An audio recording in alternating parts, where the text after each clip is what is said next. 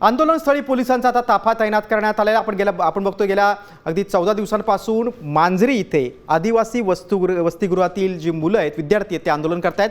2 रुग्णवाहिका देखील आंदोलनस्थळी दाखल झाल्यात। आंदोलन मोडीत काढण्याचा प्रयत्न होतोय असा आरोप आता आंदोलनकर्त्या विद्यार्थ्यांनी केलेला आहे। पुण्यात आदिवासी विद्यार्थ्यांचं आंदोलन सुरू आहे। विविध मागण्यांसाठी ते आंदोलन करतायत। आपण अधिक माहिती घेऊया आमचे प्रतिनिधी सागर आवाड यांच्याकडनं। सागर, विद्यार्थ्यांचा आंदोलनाचा इशारा कायम आहे, त्यांना सगळं लेखी स्वरूपात पाहिजे, GR हवाय त्यांना, मात्र हे आंदोलन कुठेतरी मोडीत काढण्याचा प्रयत्न सुरू आहे का?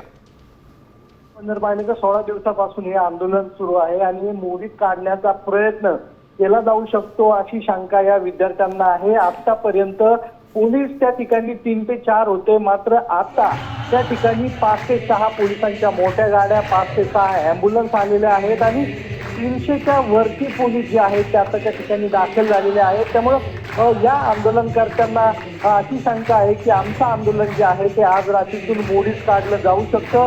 त्यामुळं मुलं जी आहेत ती आंदोलनावरती ठाम आहेत। जोपर्यंत GR मिळणार नाही तोपर्यंत हे आंदोलन जे आहे ते आम्ही सोडणार नाही, आंदोलन सुरू राहणार आहे। मात्र आता पोलिसांची संख्या बघता, गाड्यांची संख्या बघता, ॲम्ब्युलन्सची संख्या बघता हे आंदोलन मोडीत काढलं जाऊ शकतं असा संशय जो आहे तो या आंदोलकांना आहे आणि काही होऊ शकतं। त्यामुळं विद्यार्थी जे आहेत ते मोठ्या संख्येने आता त्या ठिकाणी जमायला सुरुवात झाली। सागर, आपण बघतोय की 16 दिवसांपासून विद्यार्थी आंदोलन करतायत, कुठेतरी बळाचा वापर होऊ शकतो प्रशासनाकडून, मात्र आता सध्या तिथं विद्यार्थ्यांची संख्या किती आहे?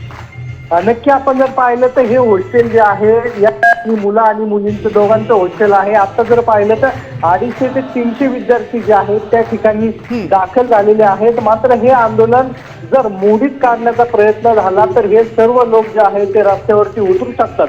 त्यामुळे पोलिसांच्या गाड्या, फौज फाटा जो आहे तो मोठ्या प्रमाणावरती त्या ठिकाणी आता आलेला आहे आणि हे आंदोलन जे आहे ते मोडीत काढलं जाऊ शकतं। त्यामुळे विद्यार्थी जे आहेत ती आपली भूमिका जी आहे ती मांडण्यासाठी तयार आहे। आपण जर बघितलं तर 16 दिवसापासून आंदोलन तयार आहे, मागण्या मान्य झालेल्या आहेत, मात्र जोपर्यंत GR मिळणार नाही तोपर्यंत हे आंदोलन आम्ही संपवणार नाही अशी भूमिका विद्यार्थ्यांनी घेतलेली होती। विद्यार्थी सकारात्मक की मध्यरात्री किंवा रात्रीतून काय घडामोडी घडतात ते बघणं खूप महत्त्वाचं आहे। तुम्ही जी आता माहिती दिली त्याबद्दल धन्यवाद। वेळोवेळी आम्ही तुमच्याकडनं या काय घडतंय तिथे आंदोलनस्थळी ते आम्ही वेळोवेळी तुमच्याकडे माहिती घेत राहू। तुर्तास दिलेल्या माहितीबद्दल धन्यवाद।